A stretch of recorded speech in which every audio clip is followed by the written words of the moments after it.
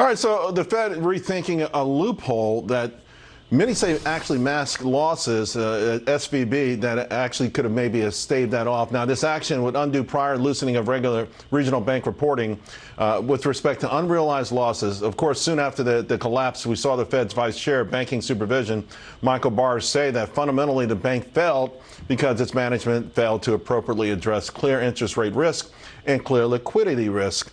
I want to bring in Bianco Research President Jim Bianco. All right, Jim, on one hand, it feels like, listen, the Fed, particularly the San Francisco Fed, blew it as well, right? And if a business doesn't manage its risk, they should go out of business.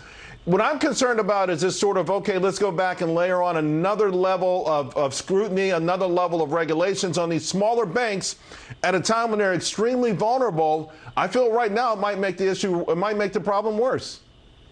Oh, it's worse than that, Charles, because what we're talking about is the mark-to-market rule, which means that the value of the securities you own in your portfolio need to be marked at where the market puts them.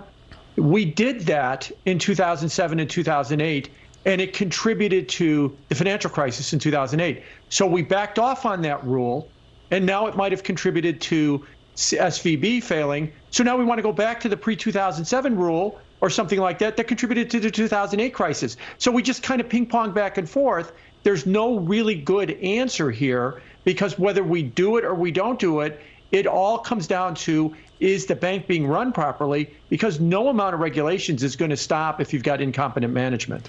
And by the way, it would also be odd to do that as the Federal Reserve is lending at 100% of the value of when these assets come to term. So. Why would we, make a bank more vulnerable and at the same time give them 100%, 100 cents on the dollar? It just sounds counterintuitive. It's so weird that they even talk like this at this very fragile moment. Yeah, remember now, the Federal Reserve is a special bank. They have a printing press in the basement. So if they have any losses, they just print up more bills and they cover their losses.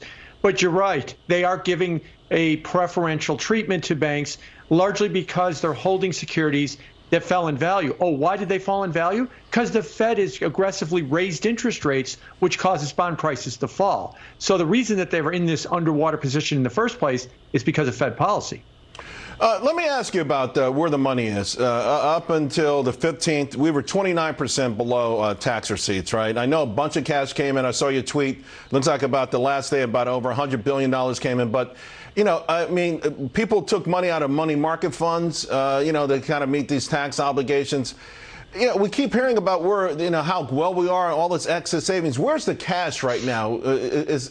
Something seems off to me.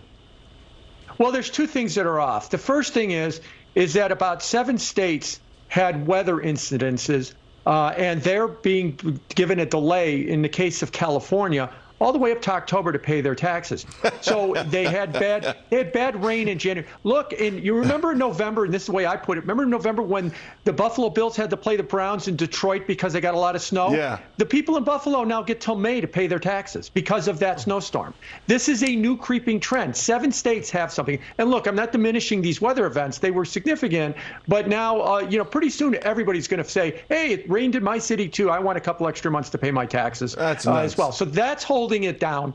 That's holding it down somewhat. The other thing that could be holding it down too is the economy might just be weaker than we thought, and the capital gains that everybody usually, or the government usually gets, there wasn't a whole lot of capital gains last year because both the stock and bond markets were down quite a bit. So you sum it up, the amount of revenue going to the Treasury with taxes is lower. And why does that matter? Because that's going to pull forward what we call the X date, the date that we have to get the debt ceiling resolved by. Right. It might be June now as opposed to August because we didn't get as much in tax receipts. All right, boy. That's a drama that no one wants to see for sure. Jim, thank you so much. Always appreciate your expertise. Have a great weekend, Jim. Thank you. You too. All right, folks, coming up, my takeaway